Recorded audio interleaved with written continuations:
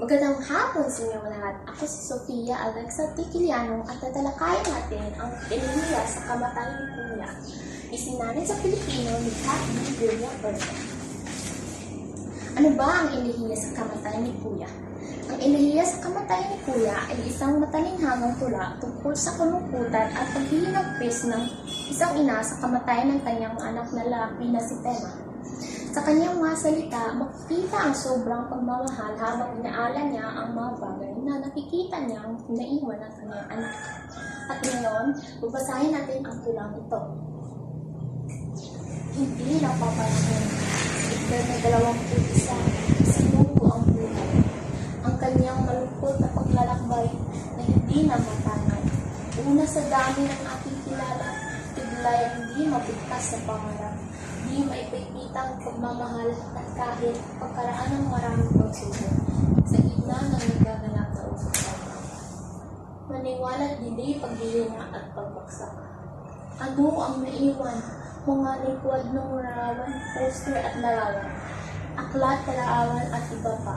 Wala nang dapat ipagumi ang magsaklap ng pangyayari na bukas na.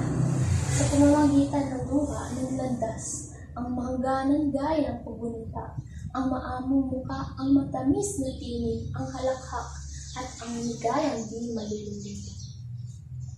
Walang katapusang darasal, kasama ang lungkot, luha at higati, bilang paggalang sa kanyang kahinatnan mula sa maraming taon ng humihirap. Sa pag-aaral at paghanap ng magpapaaral, mga matay na wala ng luha, ang lakas ay nawala. O ano ang naganap? Ang buhay ay saglit na nawala. Tema, ang immortal ng pangalan. Mula sa nilisang tahanan, walang imahe, walang anino at walang katawan.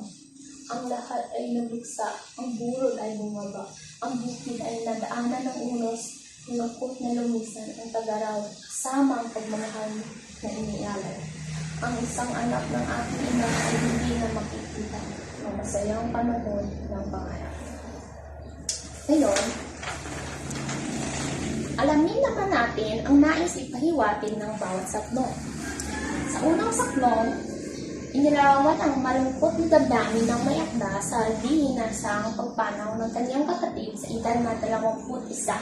Inilarawan niya ang pumanang na kapatid bilang isang taong mapagmahal, may matayog na mga pangarap sa buhay at may matibay at positibong pananaw sa kabila ng anumang kinaharap nito sa buhay. Sa ikalawang saklong, inilarawan ng may akda ang naiwang alaala ng pumanang ng kapatid. Ang labis ng kalungkutan nito dahil hindi nila nito muling makasama at magkikita. Tanging mga magagandang alaala ng lamang nito ang naiiwan na manatilis at hindi nila malilimutan kailanman. Sa ikatlong saklong, muling isinariwa ng may akda ang magagandang ginawa at naipakita nito habang nabubuhay pa, at pagnanais at pagsusumikap nito makapag-aral ng mabuti.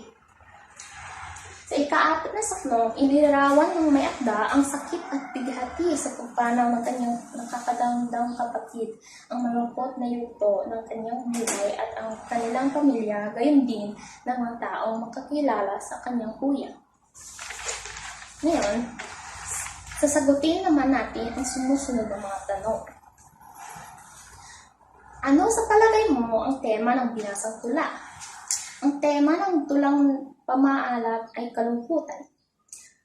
Maunawaan sa tula ang labis na kalungkutan at paghihinayang ng nakababatang kapatid sa pagpanaw ng kanyang kuya.